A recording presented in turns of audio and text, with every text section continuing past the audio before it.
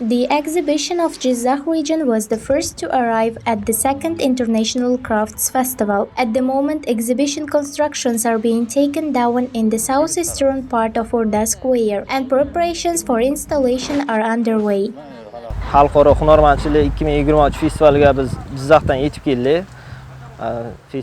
We arrived at the International Crafts Festival from the Jizzakh region. Many artisans from our region, such as masters of gold embroidery, and wood carving, will take part in this festival. Based on our ancient traditions, our exposition and decoration design will be in the national spirit. Residents of Kokand and guests of the festival will be able to purchase products from gold embroidery masters, embroidery, and wood products, wooden spoons and dishes at our exhibition.